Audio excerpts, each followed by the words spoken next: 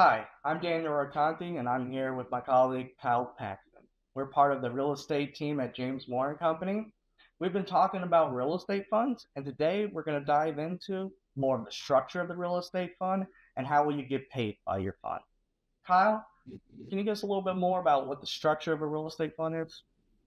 Yeah, let's do it. So we're going to dive into a little bit of the entity selection conversation here, and we touched on this some in our other videos if you've seen them. But in general, most of these real estate funds we're talking about are organized as LLCs, and this is a state concept. The LLC is not recognized as an entity for the IRS for federal tax purposes. So this is really kind of a legal conversation in a state by state basis, and depending on what state you organize your LLC in, you're subject to the different laws of that state.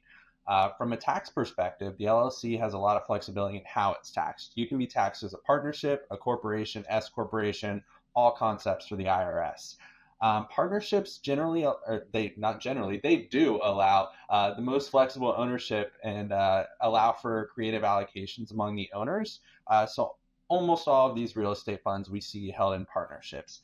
As a general rule, at a high level, it's not a good idea to own real estate in S corporations because that creates more barriers and more potential tax triggers. And so, for purposes of how these are structured, making sure everybody's compensated fairly based on what they're doing, we usually see these as a partnership. Within the partnership umbrella, you'll have both the GP, a general partner, and an LP, the limited partners. Almost all of these funds are structured in this way. This makes the investment more appealing because Daniel and I coming at this from different angles allows us to kind of choose our role in this, right? So Daniel, as a passive investor, he's going to put in his $1 million, and his $1 million is his risk in this venture is limited to that $1 million he put in. Myself as the general partner, the sponsor, the syndicator. There's several different terms we'll probably throw around in this video referring to the general partner. But these individuals generally have some personal liability uh, at risk here, and they are the ones driving this bus, right? So the partnership really allows that structure that we're looking for in these funds, allows income to be allocated to fairly based on our level of activity, and gives us a lot of flexibility in how we want to do that. Daniel, can you walk us through some of the tax benefits and common practices we see in these funds?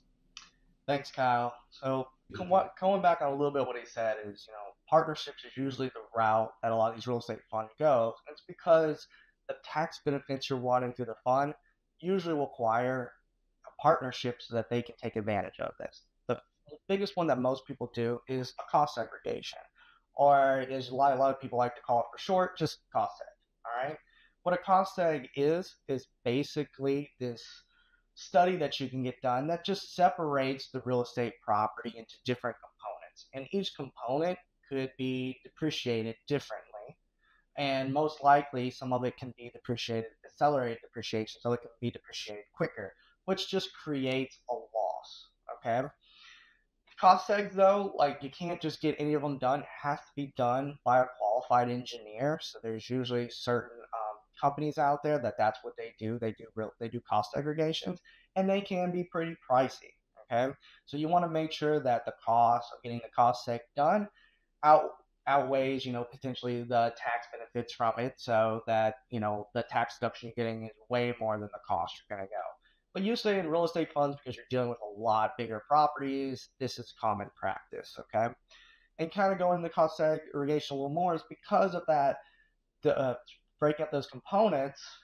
Anything that has under 20-year life property qualifies for bonus depreciation. So the bonus depreciation just means that I can now take even more accelerated depreciation than I normally can. When you're buying real estate, it's usually, if it's commercial, it's 39 years. If it's residential, it's 27 and a half years. And that's taking depreciation over that life on a straight line. But now if I break components out and I get 15 years, 7 year, 5 year, obviously I'm taking quicker depreciation because the life of those assets is shorter. But now I am getting myself basically bonus depreciation on this too. Okay. For 2022, it was 100%. I was able to depreciate this. Now for 2023, it goes unfortunately down to 80%, and that's going to keep going down about 20% every year. But there's already talks in Congress about knocking that back up to 100% depreciation. So you can see where this can be a huge deduction. If I buy some real estate, about 25% of it qualifies for bonus depreciation. I can take basically 20% of the actual purchase price of this building and be able to take that as a loss year one. And obviously, depending on your tax situation, you might be able to take that against other income. Okay. Very common for a lot of real estate funds, but it's not the only thing. Another one that's pretty big is called the cash out refi. Okay. This is basically when you buy a property, you've somehow added value to it, okay? And then banks will let you basically take out a loan against the equity, a certain percentage.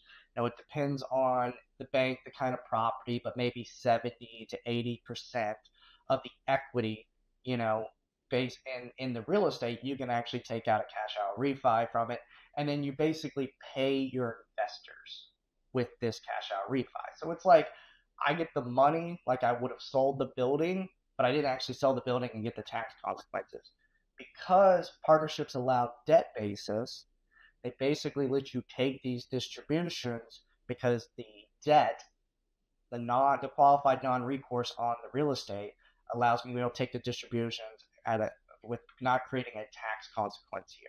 So you'll see this a lot also in real estate funds.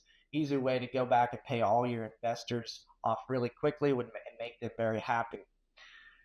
Another things with tax benefits with real estate in general is just basically better tax rates, especially when you sell the property. So real estate funds get this too. When I'm selling my property, I get long-term capital gains, okay? That could be anywhere from 15% to 20%, which is usually going to be lower than, your ordinary rate, which could be 37%. So significant savings there.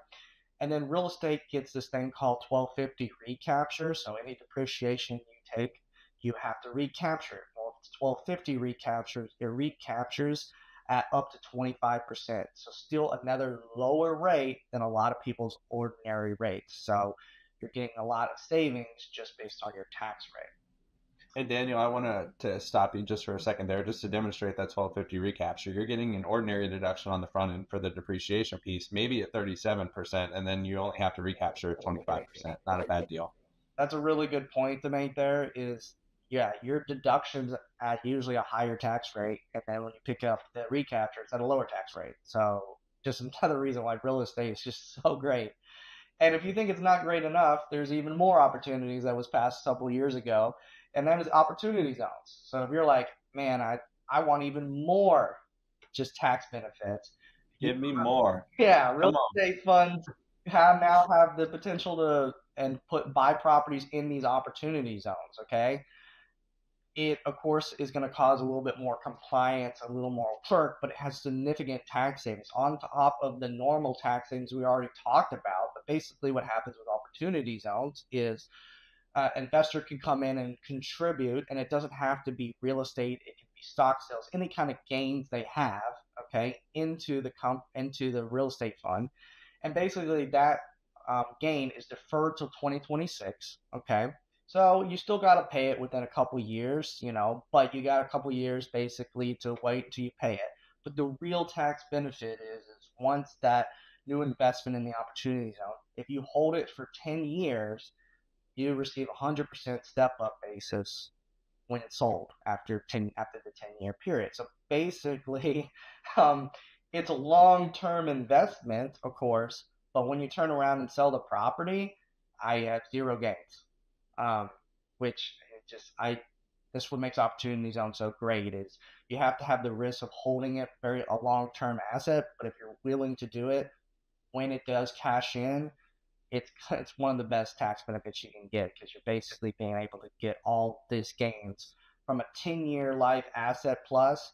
I mean, you're probably making a lot of money and paying zero taxes on it. So those are kind of the normal tax benefits. So let's go into a little bit more about like how you're getting paid between the general partner and the limited partner. So Kyle, let's go into general partners. Like, what's kind of the breakdown of how they get paid? Yeah, let's do that. So if you watched our other videos, and we've talked about it in this one too, right? We have the distinction between the limited partner and general partners. And myself as the general partner, I'm ready to get compensated for the work I'm doing because I'm doing all the work here. Daniel is nice enough to throw in money to support me. He believes in me, but I'm the one who's driving this bus on a day-to-day basis. So I want to make sure I'm compensated for all my work, right? So there's three main kind of fee structures that I'm going to talk about, and then Daniel's going to talk to us about how limited partners are compensated, and I'll tack on a little bit more from my general partner side at the end there. But at a high level, general partners in the operating agreement we put together, we can spell out specifically how I'm paid for the work I'm performing, right? So generally, I'm going to collect fees on a monthly, quarterly, annual basis, depending on how we structure this. Three main type of fees we see. There's an acquisition fee. Makes sense. When we acquire a property, I've done a lot of work into searching for the property, doing the due diligence, executing closing, all that good stuff. So I may want a fee on the front end for my work in acquiring that property and bringing it in. We usually see those in the 1 to 5% range of the cost of the property there. Conversely, we see this frequently see disposition fees, and it's a fee rewarding me for my efforts, and kind of the reverse: marketing, selling the property, executing, closing on the back end, all that good stuff. And then we also see asset management fees. So asset management fees are tied to the company revenue, right? So we're getting the rental income paid monthly from our tenants, and I want a slice of that rental income as it comes in. We see those, maybe it's a 1% asset management fee. We have $100,000 of rental income. We're getting $1,000 a month paid to myself as the general partner. Sometimes those asset management fees are also structured as just a flat fee, and that may be a certain dollar amount times the number of units in the property we're managing. So this gets back to with the partnership structure and with our operating agreement. There's a lot of different ways we can structure this so that it works for everyone, and I make sure that I'm compensated fairly, reasonably, appropriately for my work as the general partner. Daniel, can you walk us through a little bit on the limited partner side? So as a limited partner, basically limited partners usually will place a higher value on kind of annual returns and getting their initial investment back, right? Like we have goals. Like I'm putting money in here. I want my money back. I want a certain amount of return. A lot of times what they're selling in real estate funds is like, you can get a better return than the stock market, right? Well, I'm like, okay, then I want that. You're selling me on that. I'm going to put my money in there. I want it. So in the operating agreement, it usually spells out how distributions, how everyone gets a return. And a lot of times there's basically a waterfall distribution system, okay? And the system right here just spells out, it's usually several tiers, and it just spells out like how the distributions fall down and when they get them and who gets them, okay? And it's because LPs want to get their money back, but at the same time, they want to basically incentivize general partners to say, hey, if I give you financial incentives, this will motivate you to achieve even bigger returns, and then everyone makes even more money than expected, which is what we really want, okay? But this distribution waterfall system, basically, an easy way to concept it is kind of like buckets, okay? So all the distributions go into the first bucket or the first tier, okay? Once that bucket fills up, then it goes into the next bucket. Once that one fills up, it goes into the next bucket, okay? And this is spelled out, like I said, in the operating agreement, so everyone should already know before they invest exactly how this works, okay? Normally, the first bucket or first tiers are usually designated more for the limited partners because, like I said, we needed to get their money, so we want to pay them first, okay? Usually the first one is like a preferred return, okay? Because they're wanting basically a certain number. That's what I sold them on, a preferred return given to the LBs distribution. So let's say the preferred return is 8% on your investment annually, okay? So if you invested $100,000, okay, then I'm expecting an 8% return or $8,000 a year of distributions just based on the profits of the company, okay? So then you would get that first, okay? Once you've hit your 8%, okay, then that bucket is filled, and then we go into the next bucket. A very common next bucket is the return of capital. So we want to make sure the LPs are getting their money back as quickly as possible. I invested $100,000. I want to get that $100,000 back. So then the next bucket is, all right, if I have more profits than 8% of my return, well, now these are also going to the LP until I basically received my initial investment back. once I've received $100,000, okay, and this can fill up really quickly, especially if we do like the cash out refi, okay, like I can get my investment back year one, which is really nice as an investor, okay. Once that's filled up to the LPs, now we're getting back to the general partners. All right, I made my LPs happy. They got their money back. They're getting preferred return. But I'm the general partner. I haven't made anything yet. Okay. So normally the third bucket is going to be some kind of catch up. So that basically catches up the general partner to say, all right, where's my returns? Get my distributions back up to where the limited partners are. I waited to get my money until you got yours first, but I still need mine, of course. Not doing this for free. All right. And once the catch up happens, then this is where basically usually the promote fees or carry interest is kind of coming in. So I'm basically getting paid for my performance in the fund because usually at this point, hopefully my performance is good because everyone else has got their investment back or getting their returns. So now I want my cut. So Kyle, what is carried interest? Yeah, so as Daniel was talking about, is that the carried interest component is the agreement between the LPs and the GPs to motivate the GP, right? Again, Daniel believes in me, he's investing in me. That goes a long way, but he wants to put a carrot in front of me to motivate me to make above and beyond what we agreed to on the front end, right? So these fees that I talked about before, the acquisition fee, disposition fee, asset management fees, we're agreeing to those on the front end, and a lot of times, those are fixed and they are based on our expected performance. Carried interest takes us above and beyond that a little bit, right? So as the GP, if I'm really performing in my management and we make more money than we're expecting in this venture, this just allows me as the general partner to share in the upside of that of the venture, and take a piece of the above and beyond. So it really gets back to, it's a compensation for the substantial risk I'm putting in, or I'm subjecting myself to in driving this bus. The development of the project, and as we go along, there's risk all along the way, right? So it keeps me motivated through that, helps hedge against my risks and all of that.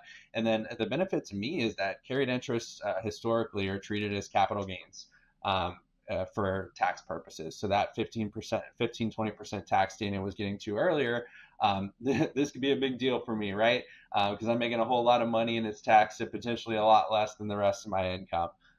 So we'll see these provisions a lot in these agreements, and it really just gets back to, how do we motivate the general partner to bring their A game in this venture? Because Daniel's throwing in his money and walking away and trusting, for the most part, and trusting that I'm doing a good job and driving our bus. So it's just an extra little carrot to keep me on task there and motivate me. So those are the big ways we see general partners compensated. Daniel, do you have a comment there? I know you're right. I mean, basically, carried interest is the biggest carrot that is dangled for GPs, right? There's talks always about in the taxes in Congress about, oh, because it's taxed at a capital gain rate. Should it really be it? They change the laws. Maybe they make sure that you hold your investment over certain, but right now it's still getting that capital gain rate. And what usually GPs have to wait time. Like they're not getting carried interest the first year. They have to make sure that they perform years and years. So they might not receive this for several years. So having that like that extra motivation, like not only are you going to get this big pay sum eventually at some point, but you're going to get a better tax rate on it. So it just there's a lot of incentives here. I don't really see it being changed too much, but it does come up in Congress a lot, and you never know. But let's say all the buckets have been filled up. Okay, LPs got their money, the GPs now get their money, but there's still money left over. This normally will happen like in the year of the sale. Okay, like I sold the asset, we're closing the business down, I got all this cash. What do we do? Usually, this is when the fund has outperformed what it was trying to do. Okay, the GP did a great job. So if it's done that, then the remaining distributions are usually just prorated based on ownership in the fund. Okay, so that means all these limited partners now are getting dividends that they weren't guaranteed to get. Okay, and this is what we want. We want basically everybody in this fund making more money than what was expected. If that happens as a general partner, you're going to have even more opportunities in the future because these people are going to want to invest with you again. All right. Anytime you go over and beyond and get more returns than what was talked about, what was guaranteed, It just means better deals in the future for you, more investors. Now they're going to tell all their friends, hey, I know a great guy. I made so much money off him. You should invest in him too. Okay. Well, thanks for stopping by. James Moore and Company, Kyle and I, we frequently publish real estate videos. So please be sure to subscribe to our YouTube channel to stay up to date with any new real estate news. And we're going to keep you as knowledgeable as possible in the real estate. And if you are ever interested, in our services, please see our website at jmco.com and be thrilled to reach out to one of us so we can have a conversation with you. To learn more about James Moore & Company's real estate accounting and business solutions, go to jmco.com. And don't forget to subscribe to our Real Estate Industry Update series to receive updates when new videos are released. If you'd like to be a guest, or if there's a topic you'd like to see covered on a future episode, contact us through our website or email us at info@jmco.com. You can also follow us on social media for more news as the landscape of real estate continues to rapidly evolve.